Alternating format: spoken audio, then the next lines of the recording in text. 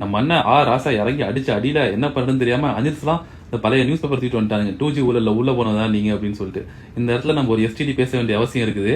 2G ஊழல்ங்கிறது அந்த வழக்கு வந்து ஒரு மாடர்ன் ஹிஸ்டரியிலேயே மிகப்பெரிய அரசியல் சதி உள்ள அந்த வழக்கு. அது ஏன் சொல்றேன்னா, வெறும் சிஏஜி ரிப்போர்ட்டை வச்சு, சிஏஜினா யாரு, controller auditor general of India, அவர் வந்து ஒரு ஆடிட்டர் இந்தியன் கவர்மெண்ட்டுக்கு, நம்ம இந்தியன் கவர்மெண்ட் வர வேண்டிய வருமானம் கரெக்டா வருதா, இவங்க பண்ற செலவுலாம் கரெக்டா மக்கள்கிட்ட போய் சேருதான்னு சொல்லிட்டு கணக்கு வழக்கு பார்த்து ஒரு ரிப்போர்ட் சப்மிட் பண்ணுவாங்க பார்லிமெண்ட்ல. அந்த சிஏஜி ரிப்போர்ட்ல தான் 1,76,000 கோடி நம்ம கவர்மெண்ட்டுக்கு ரெவென்யூ லாஸ்ன்னு சொல்லிட்டு ஒரு ரிப்போர்ட் வருது. அது ரெவென்யூ லாஸ், அதாவது வர வேண்டிய வருமானம் வரலன்னு. ஆனா இந்த ஒரு ஃபிகரை எடுத்துக்கிட்டு 1,75,000 கோடி ஊழல் பண்ணிட்டானுங்க என்னமோ இந்த காசு தூக்கி பாக்கெட்ல போட்டுக்கிட்ட மாதிரி அதை பெருசாக்கி அண்ணா ஆசிரியர் மாதிரி ஃப்ராடெல்லாம் கூட்டு வந்து இவனுக்கு பிஜேபி RSS எல்லாம் சேர்ந்து ஆட்சியே கவுத்தானுங்க. அந்த ரிப்போர்ட் எதை பேஸ் பண்ணி வந்துச்சுன்னா, 2008ல நீங்க ஆக்ஷன் நடத்திருந்தீங்கன்னா உங்களுக்கு இவ்வளவு வருமானம் வந்திருக்கும். நீங்க ஆக்ஷன் நடத்தாம ஃபர்ஸ்ட் கம் ஃபர்ஸ்ட் சர்வ் பேசிஸ்ல கொடுத்ததுனால 12,000 கோடி எவ்வளவு வந்துச்சு. அதுதான் பாலிசி. 2001ல அதான் பாலிசியா இருந்திருக்கு. அதை ஃபாலோ பண்ணி தான் 2008லயும் கொடுத்தானுங்க. சரி, இவங்களுக்கு எங்க இந்த 1,75,000 கோடிக்கு ஃபிகர் வந்துச்சுன்னா, 3G ஸ்பெக்ட்ரம் வந்து ஆக்ஷன்ல விட்டாங்க 2010ல. அது 1,00,000 கோடிக்கு போயிடுச்சு. அது ட்ராய் ரெக்கமெண்டேஷன் படி ஆக்ஷன்ல விட்டதும் ஆராசா தான். அப்போ ஆராசா தான் அப்பயும் மினிஸ்டர். அவர் தான் அந்த 3G ஆக்ஷனே விட்டாரு. 1,00,000 கோடி அதுதான் வந்துச்சு.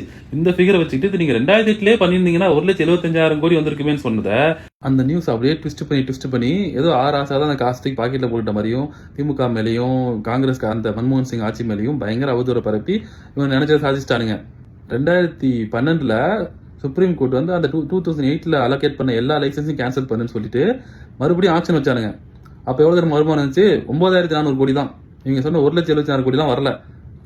அதுக்கப்புறமும் வருஷம் ஆக்ஷன் நடந்துச்சு. அதுலயும் பெருசா வரல.